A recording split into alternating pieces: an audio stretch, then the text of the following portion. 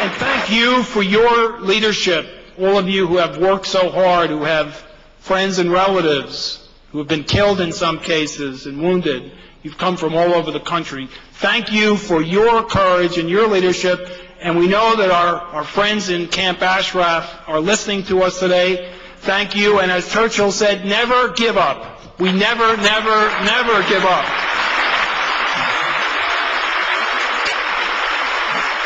So let me close with a few brief thoughts. This silly article that the mayor spoke about, I mean, give me a break.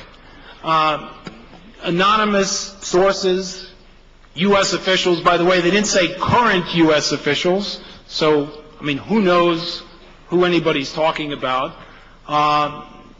You know, the same propaganda that's come out of the Régime headquarters and the IRGC and the MOIS for years doesn't make any sense, okay? Plus, you know, we're in weekly contact with the most senior policymakers in the United States, State Department, the White House, and some of my colleagues will allude to that when they speak.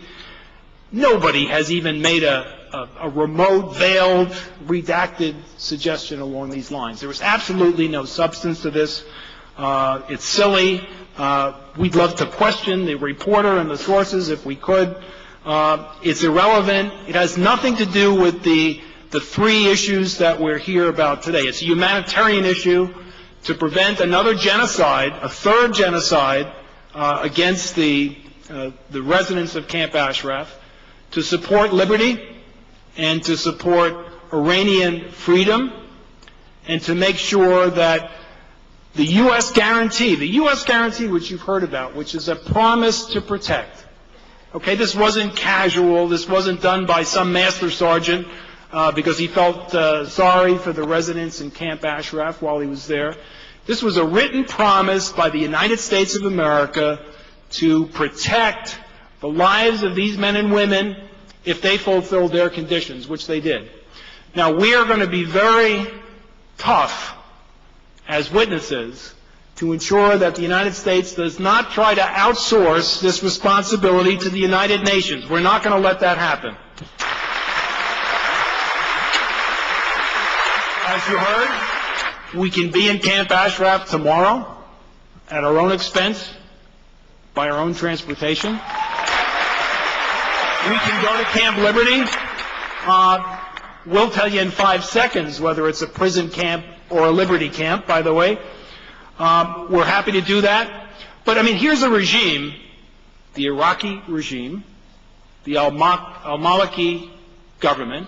We had senior members of our Congress, the Congress of the United States of America, asking for permission to visit Camp Ashraf. And you know what? He said no. He said, no, go away. You can't go there. Two of the attacks against Camp Ashraf. 47 people murdered, hundreds wounded in 2009, 2010, 2011, I'm sorry, happened while the United States Secretary of Defense was visiting with the Prime Minister of Iraq. So this is not going to be an easy thing to do, but we're going to push and we're going to force everybody's hand on that.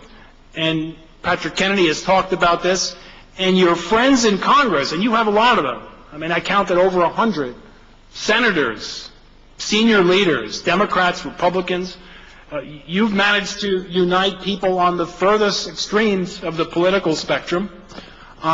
You know, how about a resolution that says, you know, you don't spend, Mr. Prime Minister, another U.S. dollar until you fix this situation and protect these people.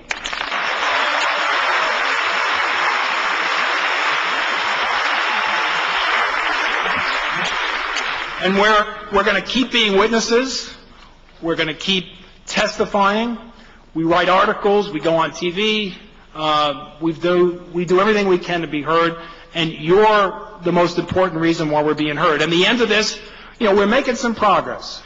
But we've got to get this delisting done. So we're making a little progress. We're going to increase those efforts. And this is going to go and end, I'm very, very hopeful, in the right place.